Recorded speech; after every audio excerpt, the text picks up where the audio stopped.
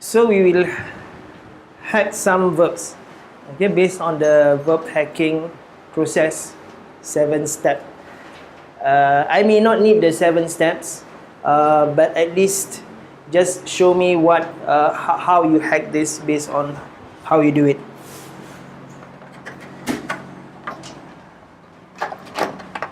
Okay, let's hack the first one, fasta'inu. What do we do first? What's the first step? Unpack. So you unpack the verb. That means you take out the verb from fasta'inu. Okay?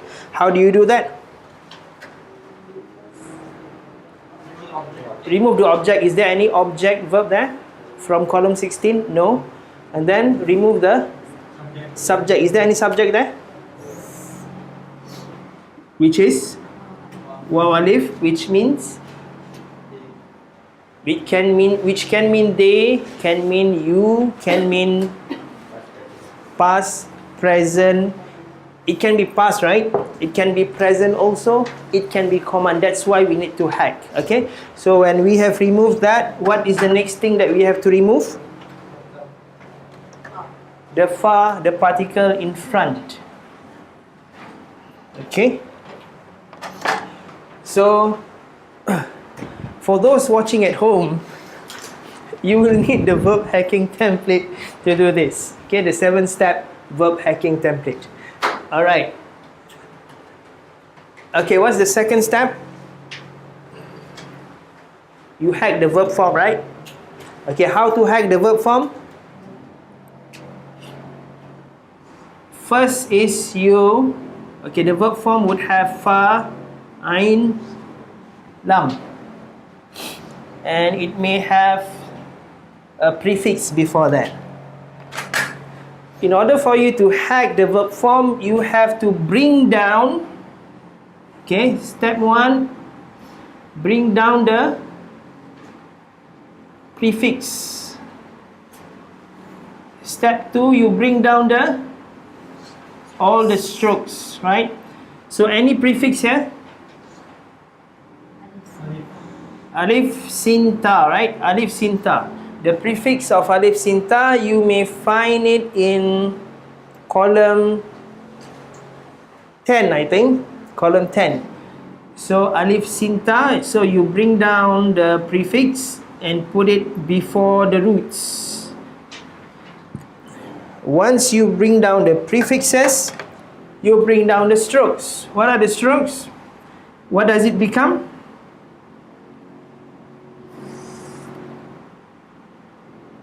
Ta. This one, ain, is down here. Okay. This one is sukun. And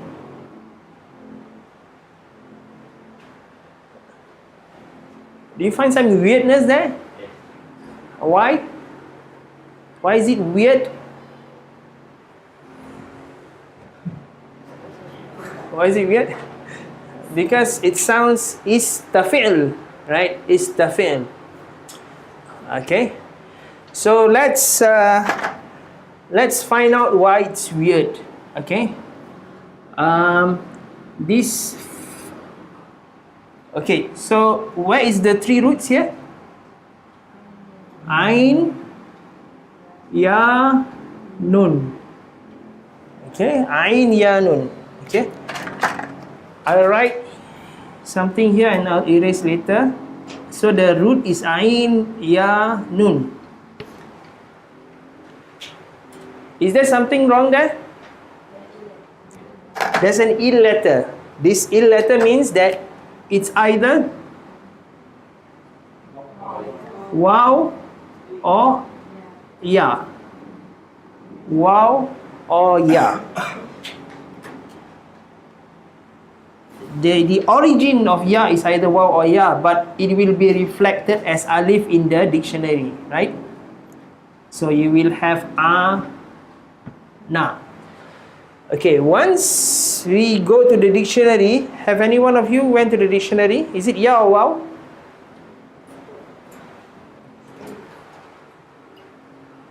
It's alif as written, tapi originally It's in which sequence? Should be a wow, right? Should be a wow. So it's ain waw nun. It's ain waw nun.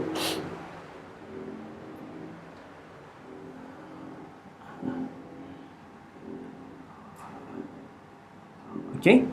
So if it's ain waw nun, it becomes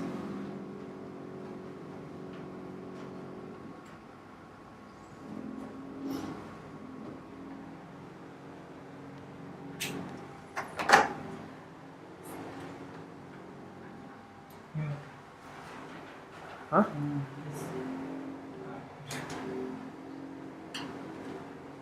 Okay. Before we go there,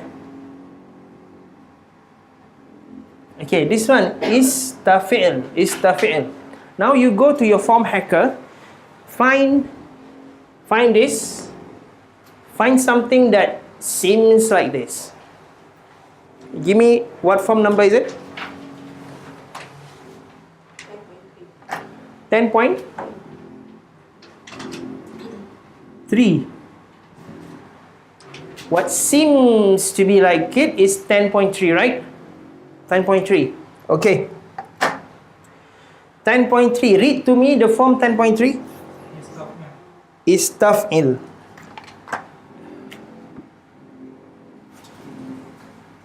Istaf'il. Okay. So what is the form for ista'inu? The form for this is actually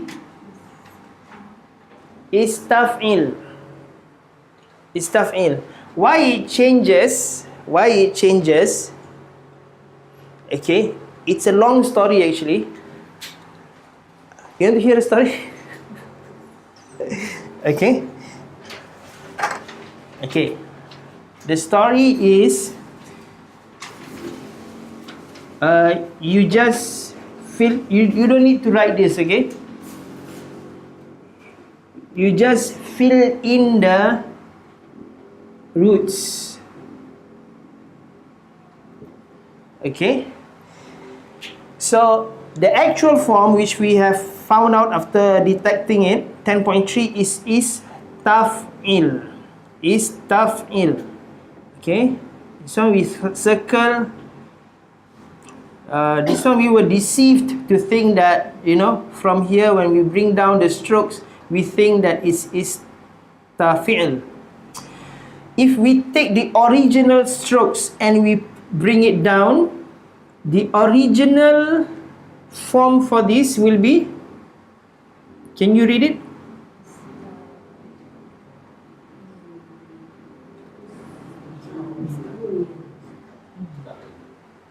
Ista'wi.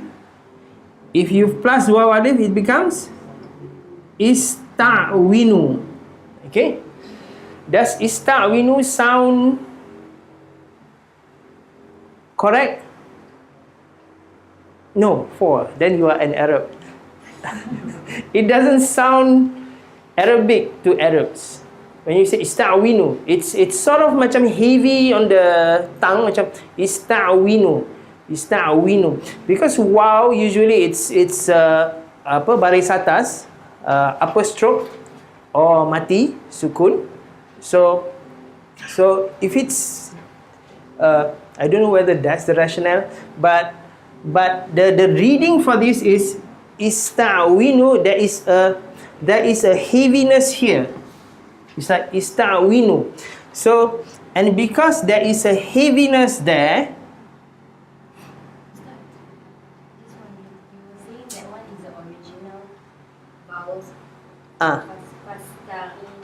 yeah.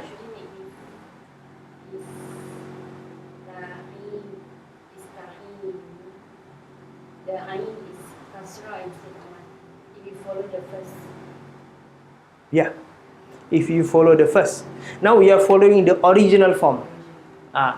So I'm going to the original and then changing to the eventual. Why it changes? Okay.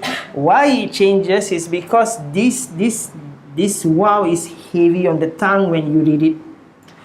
So when it's heavy, what happens is this wow, okay, and because this is a kasra, this is my assumption, okay, this may not be 100% correct. I'm trying to justify why it changes. Because this wow is heavy, it changes to ya. Why it changes to ya? Because the kasra is nearer to the ya than the wow. Okay, nearer to the ya than the wow. So this one becomes ya. Okay, becomes ya. And when it becomes ya, it sounds like ista'yinu. Still heavy. So what do?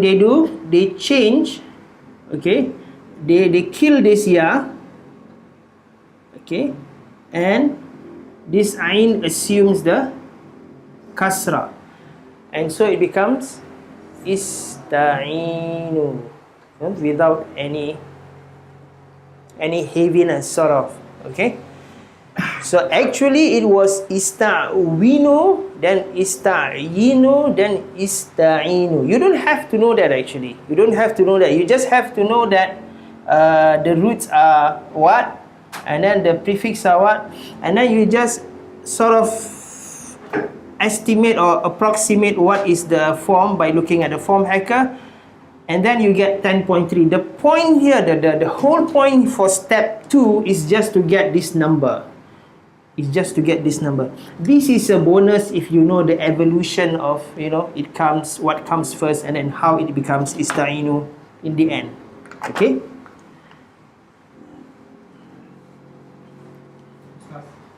Sure. I just want to recap. Why is the prefix not just alif, but alif, sin, and ta? Why? I mean, how did you use that the last three is the root word instead of maybe sin, ta?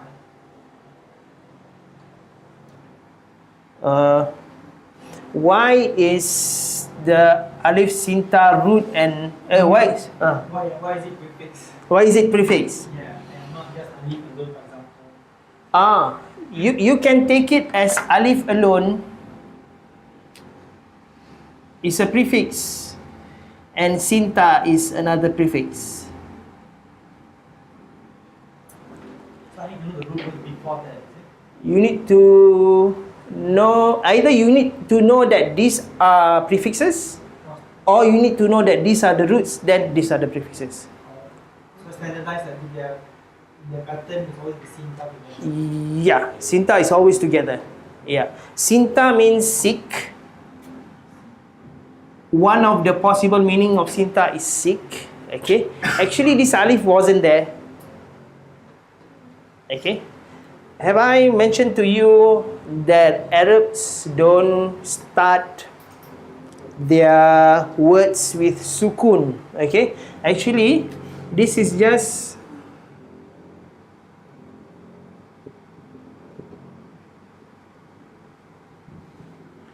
sta'inu, okay. That is why if you go to Arab countries or if you go to Arabs, how do they, I think I mentioned this before, how do they pronounce school? How do you write school in Arabic?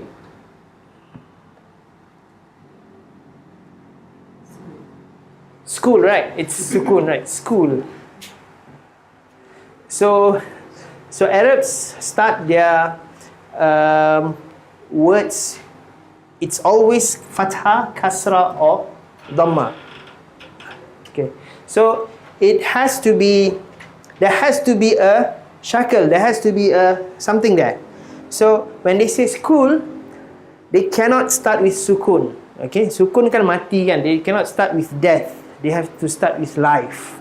So they will say school. School. Seriously.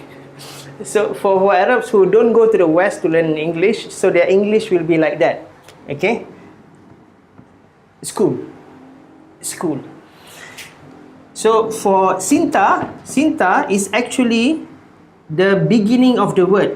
But because you don't start with a sukun, they have to put something there. This is one of the ustaz, they call this alif doktor, Dr. Alif. So doctor comes to the rescue because this is sukun, died. So poop. So ista'inu. So that alif doesn't have a meaning actually. It's just a phonetical alif to be there. Okay. So answering your question, so this arises out of your question.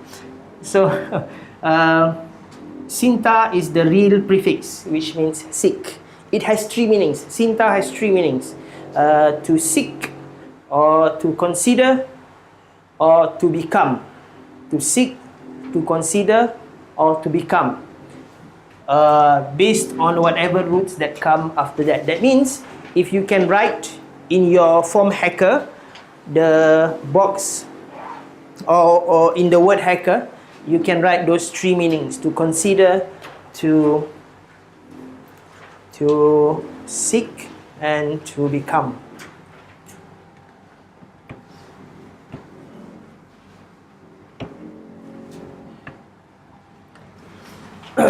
Okay, so we have hacked 10.3 is the answer, the form. Okay, so we've got the form, we write it down. 10.3, active or passive? Because it's command, there's no active or passive. Okay, so that's step 2. Step 3 is what?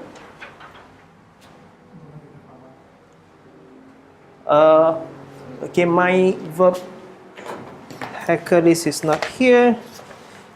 Okay, okay, step 4, convert to past active. So that means you go to 10.1. What do you have at 10.1?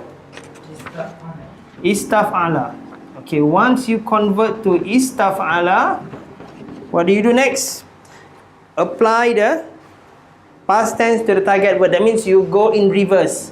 You go back to the roots, so it becomes ain,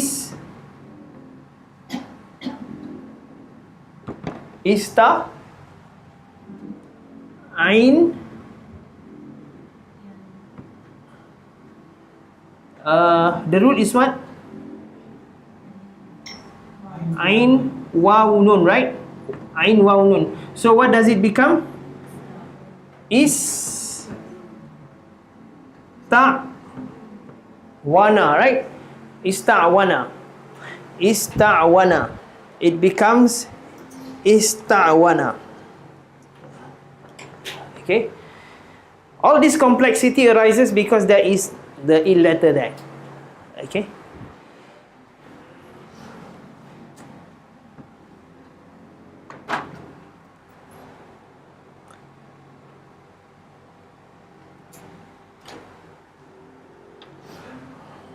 Okay, so when you go to ista'wana, ista'wana in Arabic, it sounds weird.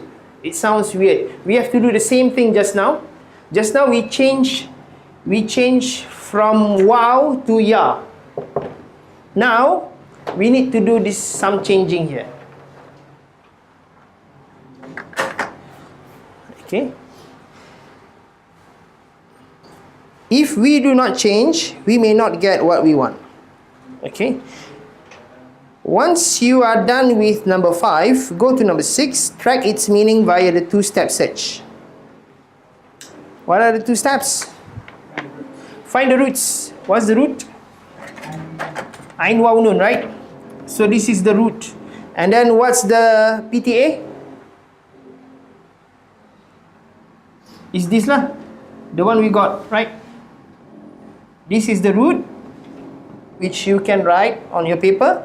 And then this is the PTA, the whole thing.